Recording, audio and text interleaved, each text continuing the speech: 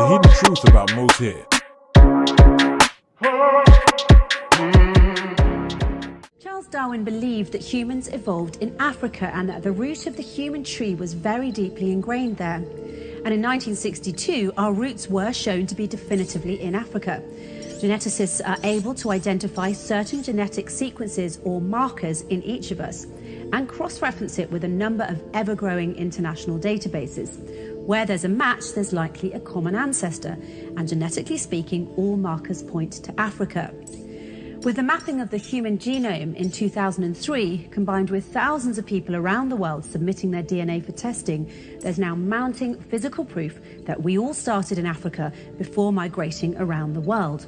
Furthermore, advanced DNA testing combined with recently unearthed discoveries are bolstering the belief that if you look back far enough, all living human beings are the descendants of a small, innovative and ambitious set of people on the African continent.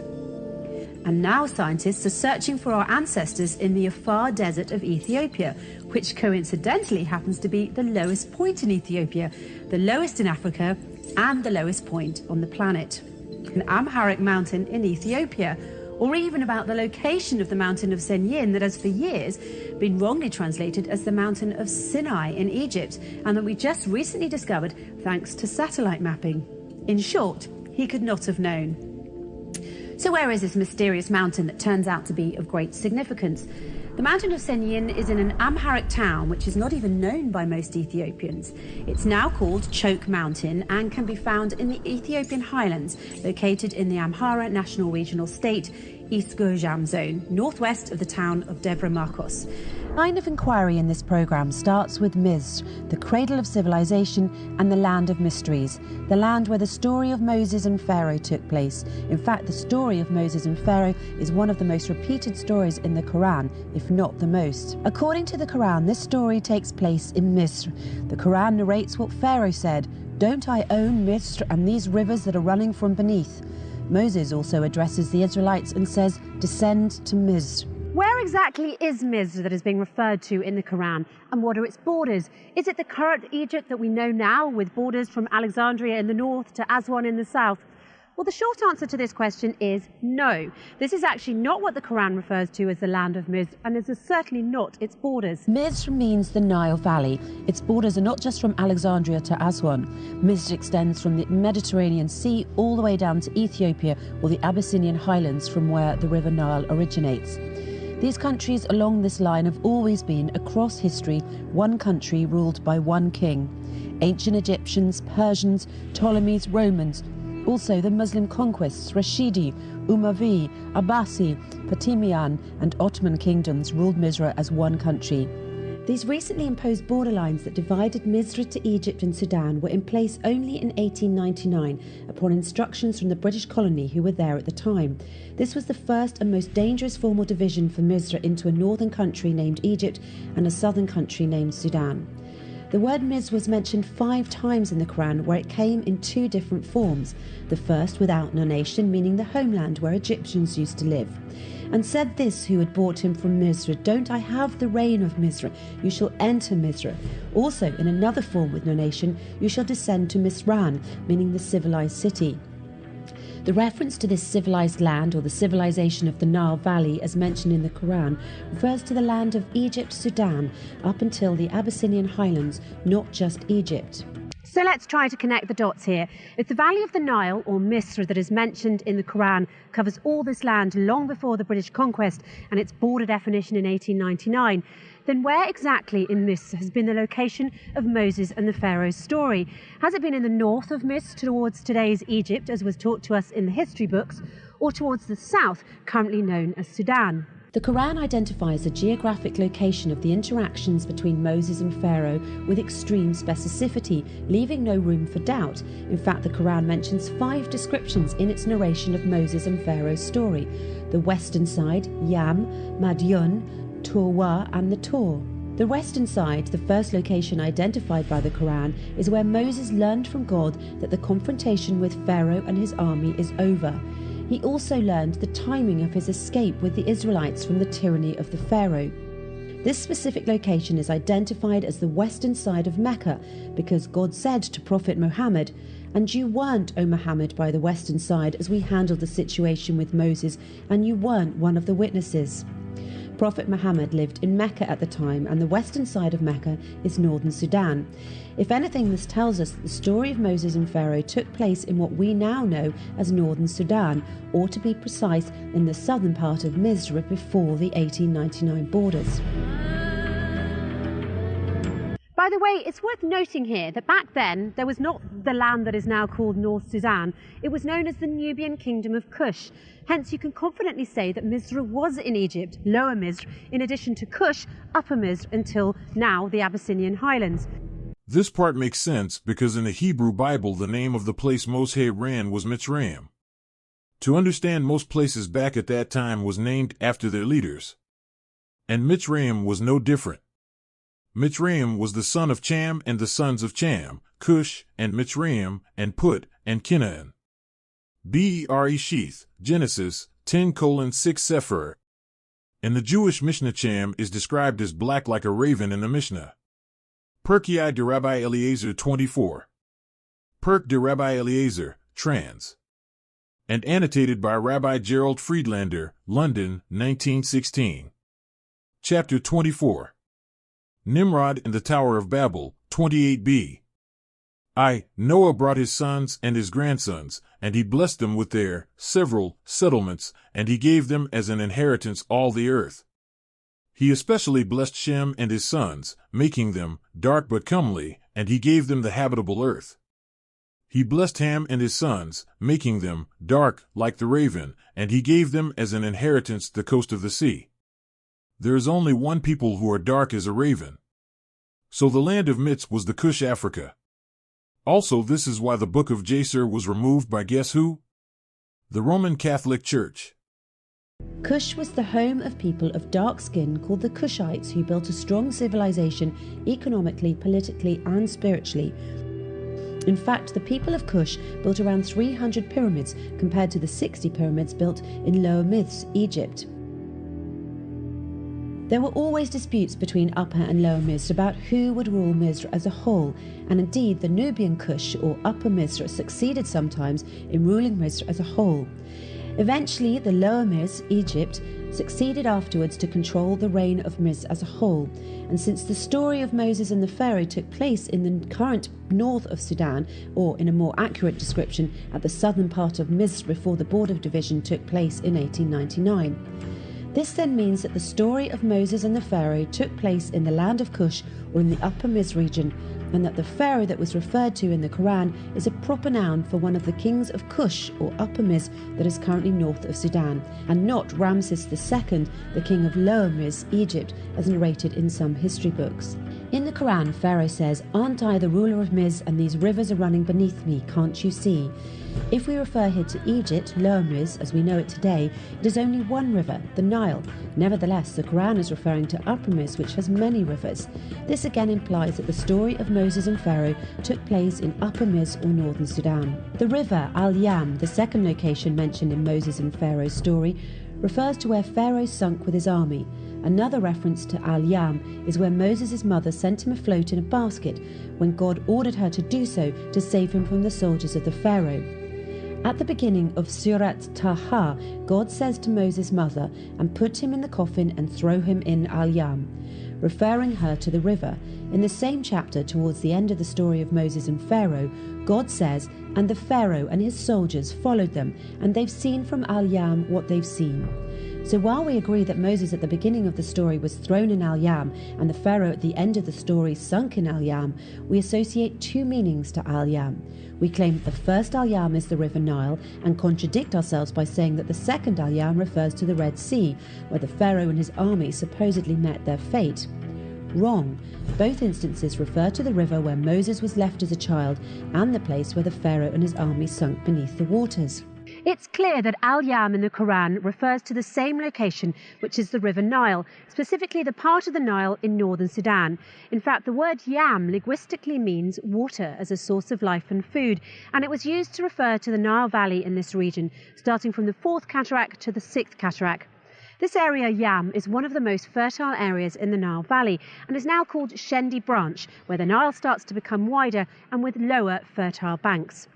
Obviously, you're beginning to question here, what about the verses in Quran that explain Moses crossing the sea and the fatal ending of Pharaoh and his army beneath the waters? The Quran says, "And as we parted the sea and we rescued you and sunk Pharaoh and his followers while you were wandering." Let's address this. The Quran was revealed in less than Arabic, so they understand. Arabs use the word bahr for sea or for any large body of water like oceans, seas, rivers, lakes, etc. For example, in Surat Al-Furqan, "And he who combined water from both seas, one is fresh and drinkable, and the other is salty and not drinkable, and made between them isthmus and carved rocks." Similarly, "And the two seas are not equal. This is fresh and drinkable, and this is salty and not drinkable." The Quran here is clearly referring to the sea as a big body of fresh or salty water, whether it's actually a river or a sea. The third location in the Quran is Madian. God explains that Moses escaped from the Pharaoh and fled to Madian before he was chosen as a messenger. Moses lived in, worked at, and got married in Madian. God says in the Quran, "And to Madian their brother Shoaib." And it is known that the grave and the mountain of Prophet Shoaib is in Yemen. This establishes that Madian is located in Yemen, not in Saudi or northern Hijaz, as it is thought to be in some history books. Madian also has the Mosque of Prophet Shoaib, which is located in the middle of Oslat al-Manar, on the line connecting Sa'na in the provinces of Ab and Taz in Yemen. We can now understand that the immigration of Bedouins from the southern Arabian Peninsula to southern Misr was a common practice at that time and not limited to the Israelites when Joseph welcomed his brothers and parents into Misr. All this proves that Moses spoke the same language of the Pharaoh and that the escape of Moses from the Pharaoh in northern Sudan to the south in Madian, Yemen makes perfect sense. Let's continue with the story of Moses and the fourth location mentioned in the Quran in relation to his journey. After Moses settled and had a job and wife in Madian, he stayed there for a long time, but he was determined to go back to Misr. As he was on his way to Misr with his family, he reached the valley of Torah, where God called him, "Verily I am thy Lord, therefore in my presence put off thy shoes, thou art in the sacred valley Torah." The sacred valley Torah is the location where Moses spoke to God. This valley is next to a very high and huge mountainous structure called the Torah. The Quran says, "And we called him from the right side of the Torah and made him draw near to us." This implies that the very high and huge mountainous structure called the Torah is in the same location of the sacred valley of Torah. The question that comes to mind here is, where is this location? Where is the sacred valley of Torah, and in which country? Let's check the map. If Moses is returning from his family from Madian, then clearly he would enter Misr from the south, which implies he would pass through Abyssinia and the eastern north of Sudan. Indeed, on the current borders of Sudan and Abyssinia, and specifically on the Abyssinian highlands, is a valley named Torah. You can find this information in the book of James Bruce, a Scottish explorer who was the first to follow the Blue Nile from its source until it meets the White Nile. On the 29th of November 1772, Bruce arrived in Aswan and published his book, Expeditions to Discover the Sources of the Nile, between 1769 and 1773. It's considered one of the most authentic books that examine the River Nile Valley. About his trip from Ethiopia to Egypt, he mentioned a significant piece of information. He referred to a town called Al-Gadarif, a town at the border between northern Sudan and the Abyssinian highlands. Its true name was Torah. Bruce illustrates the map of Misr before the recent borders between the north and the south. On the map you can easily locate Torah next to Abyssinian Heights. From a geographical perspective, Torah, or the city of Al-Gadarif, is located in the Ethiopian hills at the border with Sudan. Rivers flow into this place and create fertile, rich soils that retain water and provide essential nutrients to plants. In fact, it's considered to be one of the top agricultural areas in Sudan, with high, fertile valleys around the rivers of Abba, State, Al-Harad and Bislam, highly known for corn and sesame all around the world. As for the animal population in Al-Gadarif, around 7 million different types of cattle come from nearby neighborhoods seeking water and food. God describes this area in the Quran as the blessed spot. The blessing refers to the diversity of the rivers, agricultural crops, trees and food, which applies to the city of Al-Gadarif. This area and Sudan in general is considered to be the food basket of the world. There is no other area as blessed agriculturally as this area in the entire Arabian and African region, just in terms of the number of rivers, the variety of agricultural harvests and the greenery. So what is the story of the very high and huge mountainous structure called the Tur, or the Tower, the fifth location identified in the Quran? And we called him from the right side of the Tur and made him draw near to us. The Tur is a very high and huge mountainous structure and was mentioned in the Quran as the Tur Sina or Sinai, the Tur Sanin, and just as the Tur. It's recorded in Arabic dictionaries and scholars of the science of tafsir that Sinai and Sanin are known Abyssinian nouns. And indeed, if you check the map of the Abyssinian highlands, you will find names like Sanin, Semien, Sina, Senan. In fact, in the Abyssinian highlands you will find a mountain called Debre Sina, or Mount Sinai in English. The exact name of the mountain is also found in modern Egypt and is called Mount Sinai. You will also find in Abyssinian highlands Mount Sanin. And what's interesting is that in the Abyssinian highlands, despite the difference in the names, Sanin, Semien, Senan, Sina, etc., they all represent one mountainous structure, one range, one plateau, called the Tower Plateau. From a geological perspective, the Abyssinian highlands is considered to be one block, moulded since creation from one origin.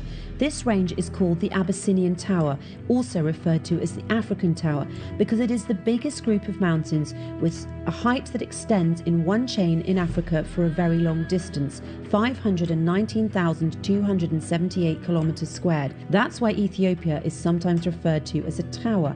Even the highest peak in Africa, Mount Kilimanjaro, extends only to 4,000 kilometers squared.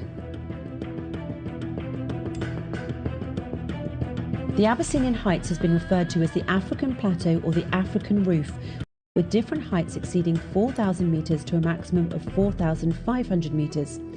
As for the Sinai or Sina mountain in modern Egypt, its average height is only 2,300 meters, and the area of Sinai altogether is 61,000 kilometers squared. Most importantly, the Sinai that you know today in modern Egypt was not called Sinai in the time of Moses and the Pharaoh. It was called Mafkat, which means the land of turquoise. Also, the so-called Mount of Tur in Sinai in modern Egypt was then called Retho.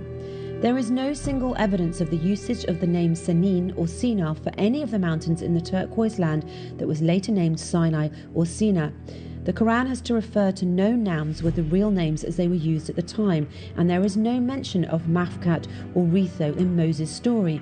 What was referred to in the story was the Tur Sanin and the Tur Sina, which are known nouns from an Abyssinian origin, as documented in the authentic Arabic dictionaries and as illustrated by scholars of tafsir. Let's get back to the terminology that describes the Abyssinian highlands as the Tower Heights. The word tower simply means the highest location from which you can see across the largest possible landscape around you. There's nothing as high and nothing as big as this spot in all of the Arabian and African region. To further simplify this, the word tower originally comes from tour in Arabic. The word tower in French is tour, in Spanish it's torre, in Italian also torre, and in German it's turm. It's clear they all come from the same word, the Arabic word tour. Of course, this is no coincidence, because if you look in the Oxford English Dictionary, you'll find that the origin of tower is Tur. It's also worth noting that there's another name for the Abyssinian highlands, that is, the water tower. This is because it is the water source of the River Nile Valley for all this region, south from Abyssinia, north and east from Sudan, and all the way to the Mediterranean. When God swears by the Tur, then he swears by the Abyssinian highlands, or the so-called water tower, the source of the water of the River Nile, referred to as al-Bahr al-Major, or the large body of water kept filled in Quran. Yes, the River Nile is al-Bahr al-Major, or the large body of water kept filled. Let me clarify this one too. What is the meaning of al-Bahr al-Major? It means the sea that gets full until it floods, and as we know, the flood is a main characteristic of the River Nile. To summarize these meanings and connections, the River Nile originates from the Abyssinian highlands, the water tower, the Tur. Each year there is a flood season, so the soil gets fed with silt. This natural flooding phenomena is what created the first civilization in history, the Nile Valley civilization. Without the flood, there is no agriculture and no civilization. Al-Bahr al-Major, as mentioned, refers to the sea that gets full and floods, thus referring to the River Nile. As we answered before, the word al-Bahr in Arabic and in the Quran is used to refer to both river and sea. In a nutshell, the Torah is the source of al-Bahr al-Mosheh, or the River Nile. At this point, you might also wonder, can there be a water stream that fit the definition of al-Bahr al-Mosheh other than the River Nile? Well, what are the odds for a location that connects all the aforementioned dots, a location that meets the specific characteristics of the Torah Sinin, the Torah, the Valley of Torah, and al-Bahr al-Mosheh, as referred to in the Quran, other than the Abyssinian highlands? In the Quran, also a tree springing out of Mount Sinai which produces fat and relish for those who use it for food. On the top of the Abyssinian highlands there is a belt of trees that extends to Senegal in West Africa. It's called the trees of sheer butter that grows only on the equator, and their fruits contain butter that has an ivory colour. The sheer butter trees only grow in Africa on their own accord without interference by humans. They're a blessing from God to the Africans. They support the people in their lives so they can use them in their nutrition, as a medicine, and to protect their bodies from the heat of the sun. The sheer butter tree is also called the tree of life. It's a source of income for Abyssinian and African women because women in Africa are the ones who gather the sheer fruit, wash and dry it, and grind the seeds to extract the butter. This tree has an extended lifespan, producing fruits for more than 400 years. Compared to other trees, this is a very long time. For example, an apple tree lives for 45 years at most. The belt of sheer butter trees covers an area of more than 3.7 million square kilometres. It's the longest belt of trees on Earth. Some Tafsir scholars explain the verse, also a tree springing out of Mount Sinai which produces fat and relish for those who use it for food, as referring to the olive tree and the olive oil that comes from that. However, there's a big difference linguistically and otherwise between oil, zayit, and butter, den. Scientifically, oil is liquid at room temperature, but butter is solid at room temperature. And if what is referred to is an olive tree, the Quran would have said which produces oil, same as God said before about the oil tree, whose oil would almost glow. To summarize, as Moses was returning to Misr from Midian, Yemen, God talked to him at Torah Valley, that is next to the Abyssinian highlands, the Tor, at the Sudanese-Abyssinian border, which is currently called Al-Gadarif, which was the southern part of Misr before the British colonization. Senin and Sina, according to Tafsir books and authentic Arabic dictionaries, are popular nouns with Abyssinian origin. So the Tor, Senin, and the Tor, Sina, are the Abyssinian highlands, the Tor that is known to be the Abyssinian tower, the source of the full flooding river, which is al-Bahr al-Mosheh, or the River Nile, the origin of the first civilization on earth. God ordered Moses to escape with the Israelites from the western side of Mecca, which is southern Misr, now northern Sudan, to the south, where the Abyssinian highlands, the Tor, is located. Moses settled with the Israelites on the Abyssinian tower, or the Tor. When Moses told the Israelites afterwards, go down to Misr, it really meant linguistically to go down from the top of the heights to the valley. So moving forward, do Jews still live in the Abyssinian highlands? Absolutely. The Ethiopian Jews, Falasha Jews, or as they're also called, Beta Israel, live in the Abyssinian highlands, or the Tor, in total isolation from Ethiopian society. Even their looks are different from the rest of the Ethiopians, as they have to some extent lighter skin, because of their origins as the descendants of the Nubian Kush, who settled in Abyssinia after Moses escaped from Pharaoh in North Sudan, or more precisely, in the southern part of Misr before the 1899 border division that separated Sudan from Misr. So traditions going back further than that. It's talking about the Jewish people in terms of their color. How are we described? Right. So Rabbi Yehuda Nasi wrote the Mishnah. He was a direct descendant from the house of King David, and he was in charge of the passing on the law of the generation. Now, to have written down the oral law was forbidden for the Israelites. It was oral, meant to be taught father to son. He saw that we are already scattered around the whole world, and if we don't preserve this, we're going to lose it. So he chose to write it down, and it was called the Mishnah. In the Mishnah, he was speaking about the skin afflictions that happened to people in the times of the temple, and when he's speaking about the color of the skin, he references and says that the children of Israel were not white, and they were not black. They were boxwood. That's the word it was used, perhaps like the color of the table we're sitting at. In the mid-1980s, large numbers of the Falasha Jews emigrated to Israel.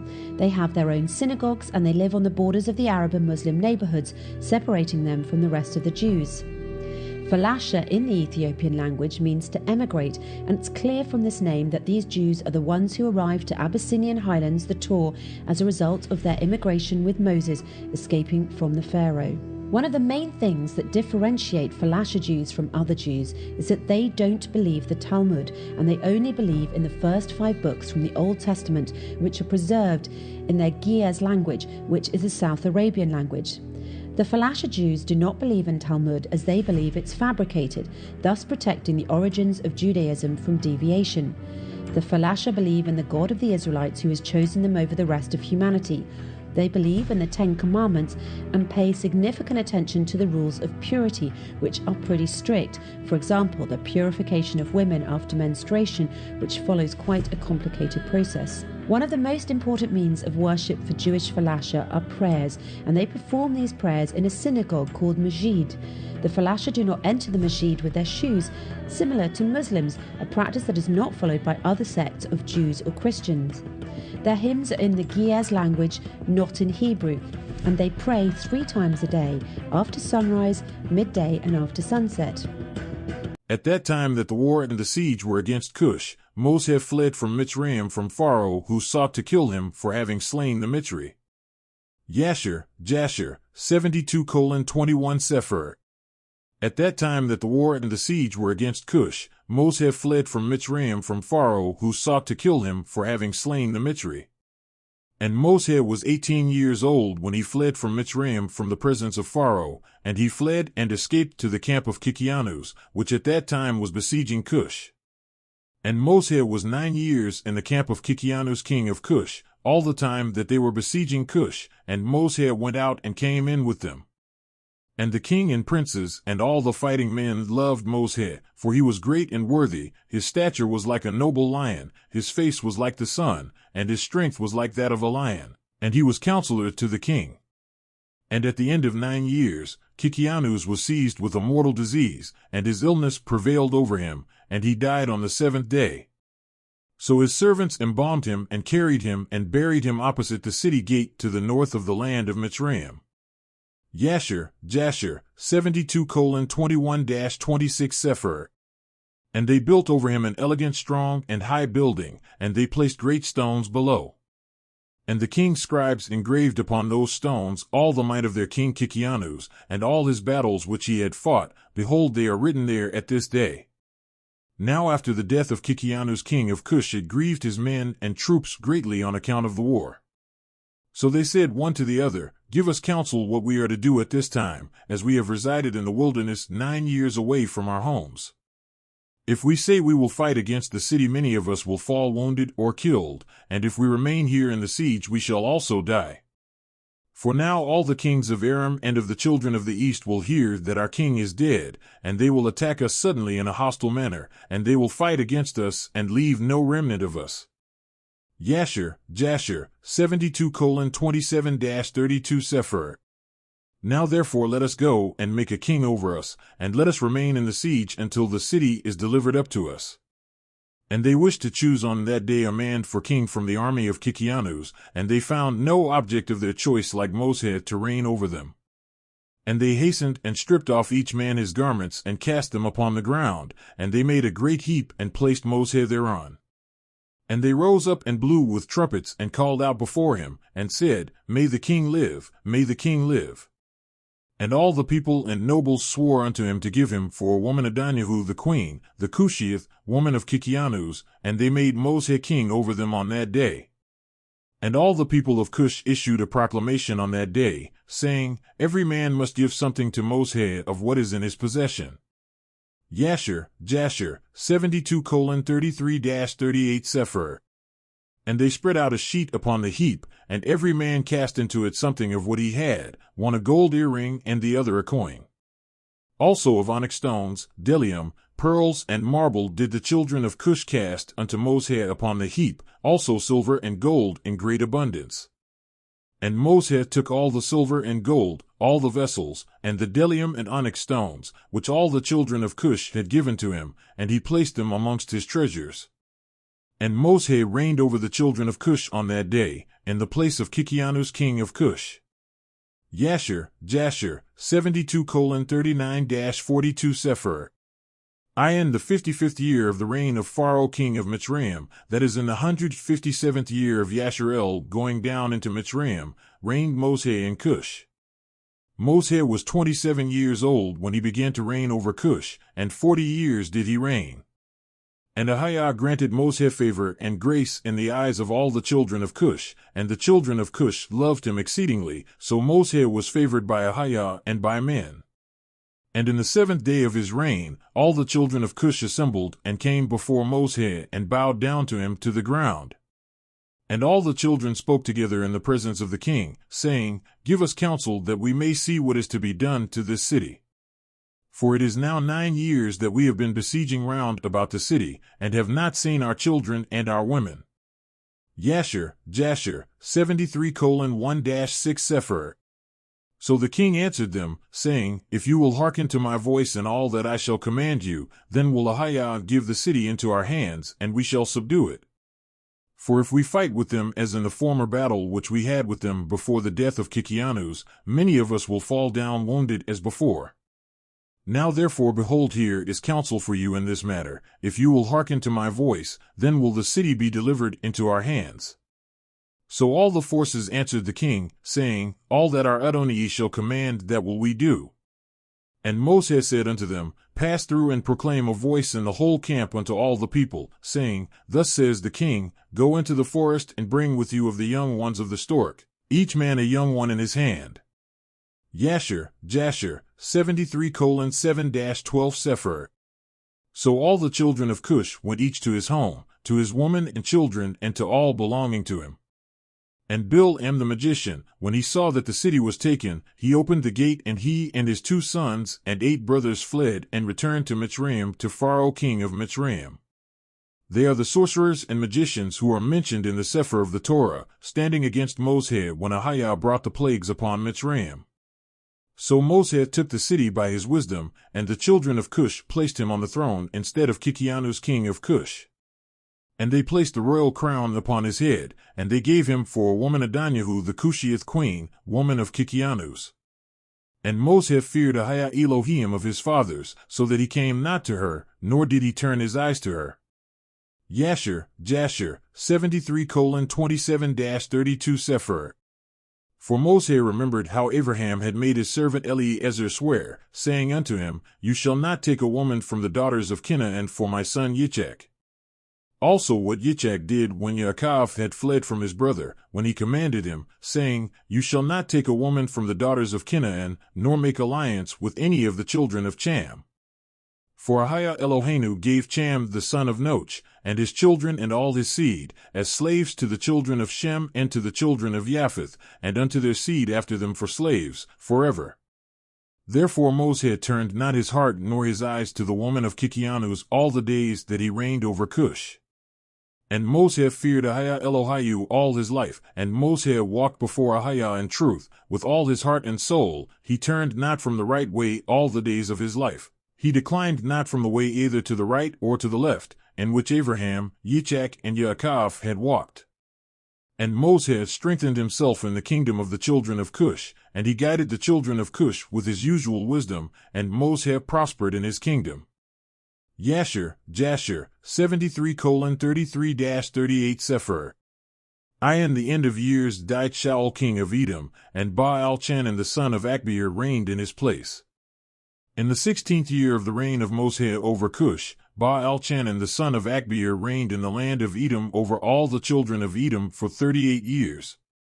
In his days Moav rebelled against the power of Edom, having been under Edom since the days of Hadad the son of Bedad, who smote them and Midian, and brought Moav under subjection to Edom. And when Baal-Chanan the son of Akbir reigned over Edom, all the children of Moav withdrew their allegiance from Edom. And Angeas king of Africa died in those days, and Asdrubal his son reigned in his stead.